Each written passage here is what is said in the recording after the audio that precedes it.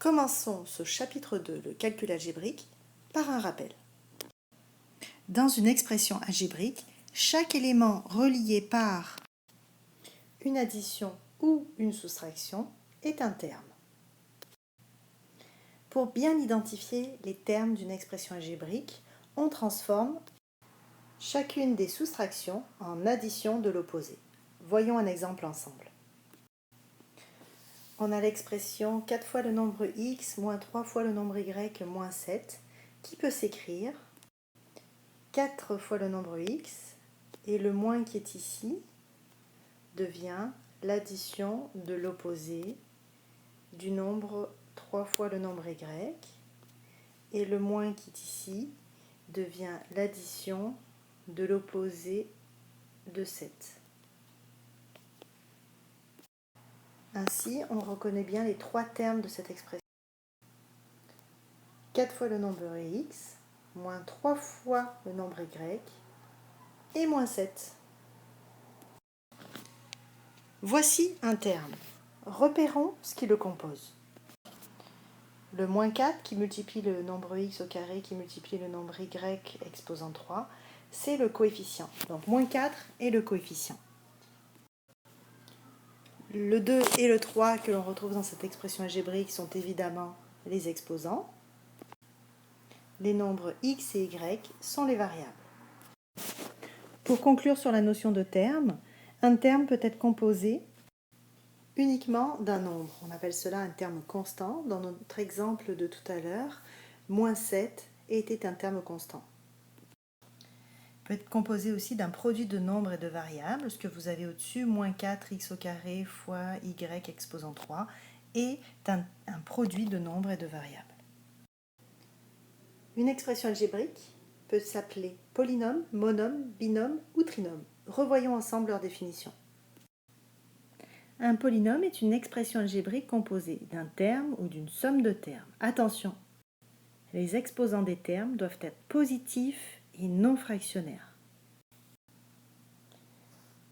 Par exemple, si j'écris 3x plus 2 fois le nombre y plus 10, j'ai bien un polynôme, j'ai une somme de 3 termes et leurs exposants sont positifs puisque les exposants ici, c'est 1. Un monôme maintenant. Alors, c'est un polynôme réduit qui comporte un seul terme.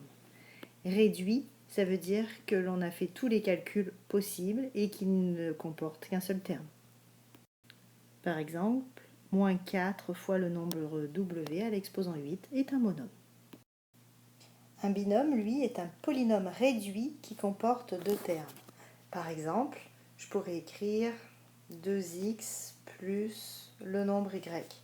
Ça, c'est deux termes, c'est réduit. Je n'ai pas de terme semblable, je ne peux pas faire l'addition. Par contre, si j'avais écrit 2x plus x, ça, ce n'est pas un binôme, parce que 2x plus x, ça se réduit, ça donne 3x. Ça serait plutôt un monôme. Finalement, un trinôme, c'est un polynôme réduit qui comporte trois termes. Prenons comme exemple 1/8 du nombre a exposant 6 plus 2/3 du nombre b exposant 2 moins 9 est un trinôme. Je ne peux pas le réduire parce que je n'ai pas des termes semblables. Nous terminons cette vidéo avec la définition des degrés d'une expression algébrique. Le degré d'un monôme se calcule en faisant la somme des exposants des variables du terme. Si je prends comme exemple 8 fois le nombre x au carré fois le nombre y, eh bien il faut que je regarde les exposants de mes variables. Et ici, on voit qu'on a l'exposant 2 sur le nombre x, et ici, il n'y a rien pour le y. Et c'est quoi quand il n'y a rien? C'est l'exposant 1. Si je fais la somme de mes exposants, ça donne 3. Alors, le degré de mon monôme est 3. Le degré d'un polynôme correspond au degré le plus élevé des termes qui le composent. Prenons un exemple. Alors, je calcule le degré de mon premier terme. Mon premier terme, c'est celui-ci. Je repère les exposants des variables et uniquement des variables.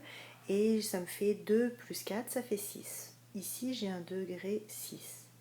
Ici, j'ai une variable affectée de l'exposant 5. Alors, le degré de ce terme-là, ça sera 5. Ici, c'est un terme constant. Ça veut dire qu'il n'y a pas de variable. Ça veut dire que son degré est 0. Puis si je regarde, qui est le plus grand degré, c'est 6. Mon polynôme est de degré 6. C'est terminé pour le rappel.